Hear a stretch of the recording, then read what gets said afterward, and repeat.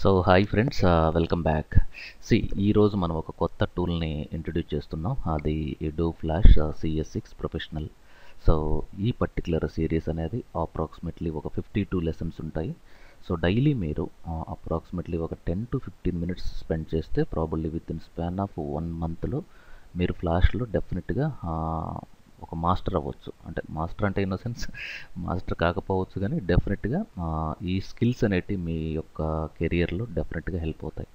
So దానికంటే ముందు మార్కెట్లో మీరు ఎవరన్నా డిజైనర్స్ని, ఎస్పెషల్లీ గ్రాఫిక్ వాళ్ళని, వెబ్ వాళ్ళని టచ్ చేస్తే ఫ్లాష్ అనేది మార్కెట్లో లేదు, జేక్వరీ వచ్చిన తర్వాత ఫ్లాష్కి డిమాండ్ లేదు అనేది చెప్తూ ఉన్నారు.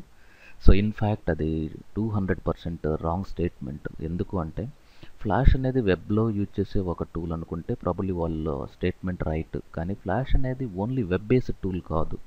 సో ఇది మీకు గేమ్స్లో యూజ్ చేస్తారు, అలాగే మీకు డెస్క్టాప్ అప్లికేషన్స్, అలాగే మీకు మొబైల్ అప్లికేషన్స్, అలాగే ఈ లెర్నింగ్ మాడ్యూల్స్, అలాగే మీకు రిచ్ ఇంటర్నెట్ అప్లికేషన్స్, అలాగే మీకు ఆడియో వీడియో అప్లికేషన్స్ లాంటివి డెవలప్ చేయడానికి ఇది చాలా బాగా యూజ్ చేస్తారు. బట్ ఫ్లాష్ అనేది బేసిక్గా మీకు డివైడ్ చేస్తే ఒకటేమో డెవలప్మెంట్ టూల్, అంటే దీంట్లో మీకు ఇంటర్నల్గా కోడింగ్ ఉంటుంది. సో మనం ఫ్లాష్లో రాసే ప్రోగ్రామింగ్ లాంగ్వేజ్ని మనం యాక్షన్ స్క్రిప్ట్ అని పిలవాలి. ఆ యాక్షన్ స్క్రిప్ట్ ఎగ్జిక్యూట్ అవ్వాలి అంటే మనకు కావాల్సిన థర్డ్ పార్టీ ప్లగ్ఇన్ ఏంటంటే ఫ్లాష్ ప్లేయర్. సో ఎనీవే మీరు ఒక్కసారి ఫ్లాష్ ఇన్స్టాల్ చేస్తే మీ సిస్టంలో ఆటోమేటిక్గా ఫ్లాష్ ప్లేయర్ కూడా ఇన్స్టాల్ అవుతుంది. ప్లస్ ఫ్లాష్ ప్లేయర్కి మీకు అన్ని సర్వర్ సైడ్ లాంగ్వేజెస్కి కమ్యూనికేట్ చేయగలగా ఒక కెపాసిటీ ఉన్న ఒక ప్లేయర్ ఇది. అంటే మీకు ఫ్లాష్ నుండి పిహెచ్పికి కానీ, ఏఎస్పికి కానీ, జేఎస్పికి కానీ, అలాగే జేసాన్కి కానీ, అలాగే XML డేటాని పుల్ చేయడానికి కానీ ఫ్లాష్ అనేది డెఫినెట్గా వండర్ఫుల్ టూల్. ఇది అన్నిటికీ సపోర్ట్ చేసే ఒక ప్లాట్ఫామ్. అలాగే ఫ్లాష్ అనేది మీకు మొబైల్ అప్లికేషన్స్, అంటే మొబైల్ అప్లికేషన్స్ కావాలి అంటే మాత్రం మీరు ఇంకొక యాడ్ ఆన్ ఇన్స్టాల్ చేయాలి. దాన్ని ఏఐఆర్ అంటారు. ఎయిర్ అంటే గాలి కదా. సో యాక్చువల్గా ఏఐఆర్ అంటే Adobe integrated run time environment అంటారు. సో ప్రాబబ్లీ అది మీకు నేను చెప్తాను డెఫినెట్గా ఈ ఒక అప్లికేషన్ డెవలప్ చేసి ఆండ్రాయిడ్ ఫ్రేమ్వర్క్లో ఎలా అది ఎగ్జిక్యూట్ చేయాలని అనేది. సో ఓవరాల్గా మీకు టైం వేస్ట్ చేసుకోకుండా మనం డైరెక్ట్గా లాంచ్ చేద్దాం. అప్లికేషన్ లాంచ్ చేసి వర్క్ స్పేస్ గురించి తెలుసుకుందాం. ఎందుకంటే మీరు గూగుల్లోకి వెళ్ళి ఎడో ఫ్లాష్ ఆన్ వికీపీడియా అని కొట్టినప్పుడు మీకు ఫ్లాష్ గురించి ఒక బేసిక్ ఇన్ఫర్మేషన్ అనేది మనకు వికీపీడియాలో దొరికిపోతుంది. సో ప్రాబబ్లీ మీరు ఒక్కసారి థియరీ కానీ మీరు చదివితే తెలిసిపోతుంది ఫ్లాష్ ఎప్పుడు డెవలప్ చేశారు. ప్రజెంట్ దీని స్టేటస్ కూడా యాక్టివ్ ఉంది. ఇన్ కేస్ దీని స్టేటస్ డీయాక్టివేట్ అయితే ప్రాబబ్లీ మిగతా వాళ్ళు చెప్పే స్టేట్మెంట్స్ రైట్. సో యాక్టివ్ ఉంది అంటే డెఫినెట్గా ఇది మార్కెట్లో యూజ్ చేస్తున్నారు. వాళ్ళు ఎప్పుడైతే ఇప్పుడు ఎడోబ్ పేజ్ మేకర్ ఉంది, దాని స్టేటస్ వచ్చి డీయాక్టివ్, అంటే ఎడోబ్ దానిపైన ఇప్పుడు డెవలప్మెంట్ లైక్ దానిపైన వర్క్ చేయట్లేదు, డీయాక్టివేట్ చేశారు ప్రోడక్ట్ని. కానీ ఫ్లాష్ అనేది యాక్టివ్ ప్రోడక్ట్. అంటే యాక్టివ్ ప్రోడక్ట్ అంటే దాని అర్థం ఏంటంటే ఇప్పటికీ ఎన్నో డొమైన్స్లో ఫ్లాష్ను వాడుతున్నారు. మీకు పెద్ద పెద్ద కార్పొరేట్ ప్రజెంటేషన్స్ మనం ఆఫ్టర్ ఎఫెక్ట్స్లో చేయాలి అంటే కొన్ని కాంప్లెక్స్ యానిమేషన్స్ ఫ్లాష్ నుండి తీసుకెళ్తారు. అలాగే కొన్ని rich internet applications, especially video galleries, image galleries, అదంతా. సింపుల్ ఎగ్జాంపుల్ చెప్పాలి అంటే ఎంటైర్ యూట్యూబ్ అనేది మనకు ఫ్లాష్ ప్లేయర్ మీద రన్ అవుతుంటుంది. సో ఎనీవే, సో వాటి గురించి మనం ఎక్కువ చెప్పుకుంటే కొందే టైం వేస్ట్ అవుతుంది. సో నేనేం చేస్తున్నానంటే ఈ ఫ్లాష్ని మీరు ఇన్స్టాల్ చేయాలి అంటే మీరు www.adobe.com, ఎందుకంటే ఈ ప్రోడక్ట్ డెవలప్ చేసింది ఎడోబుల్ కాబట్టి ఎడోబ్ సైట్ నుండి మీరు 30 days ఫ్రీ ట్రయల్ డౌన్లోడ్ చేయొచ్చు. లేదు అనుకుంటే అందరికీ తెలిసిన విషయమే కదా, టోరెంట్స్ నుండి క్రాక్ వర్షన్ కూడా దొరుకుతుంది. సో మీ ఆప్షన్ అది. సో 30 days ట్రయల్ వర్షన్ తీసుకుంటారా, లేదంటే టోరెంట్స్ నుండి full fledged crack version install చేసుకుంటారనేది. బట్ నేను ఈ ప్రజెంట్ నా సిస్టంలో 2 వర్షన్స్ ఉన్నాయి, Adobe Flash CC, Adobe Flash CS6. కానీ CCలో చాలా బగ్స్ ఉన్నాయి, అది నేను ఇప్పుడే చెక్ చేశాను. అరౌండ్ ఒక 1 month నుండి చెక్ చేస్తున్నాను. బట్ CS6 అనేది చాలా బాగుంది. CCలో కొన్ని బగ్స్ ఉన్నాయి, ఎందుకంటే నాది లైసెన్స్డ్ వర్షన్ కాదు కాబట్టి. సో నేను ఈ పర్టికులర్ సిరీస్లో CS6నే మనం నేర్చుకోబోతున్నాం. కానీ 3 పాయింట్స్ గుర్తుపెట్టుకోండి. ఫ్లాష్ని మీరు డౌన్లోడ్ చేసుకోవాలంటే ఎడోబ్లోకి వెళ్ళాలి. ఫ్లాష్ యొక్క ఫైల్ క్రియేట్ చేసిన యానిమేషన్ ఎగ్జిక్యూట్ కావాలి అంటే మనకి ఫ్లాష్ ప్లేయర్ అనేది సిస్టంలో ఉండాలి. మీ సిస్టంలో మీరు ఫ్లాష్ ఇన్స్టాల్ చేసినప్పుడు ఆటోమేటిక్గా ఫ్లాష్ ప్లేయర్ ఇన్స్టాల్ అవుతుంది. కానీ మీరు చేసిన యానిమేషన్ యూఎస్బీలో కాపీ చేసి మీ ఫ్రెండ్ సిస్టంలో దాన్ని రన్ చేయాలి అంటే ఆ సిస్టంలో ఫ్లాష్ ప్లేయర్ ఉండాలి.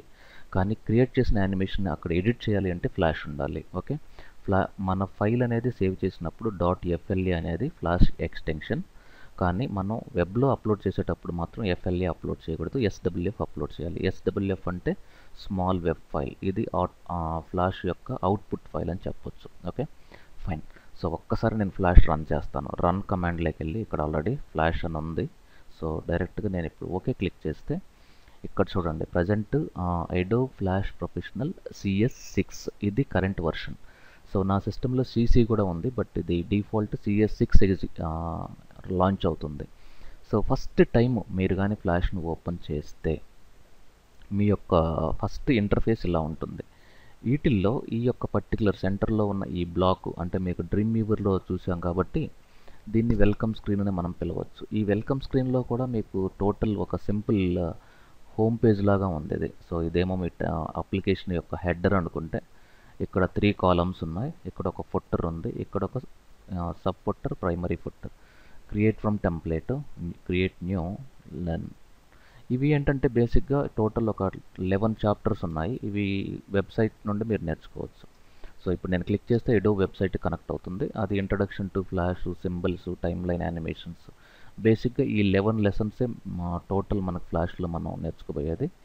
సో ఇవి న్యూ డాక్యుమెంట్స్ని క్రియేట్ చేయడానికి.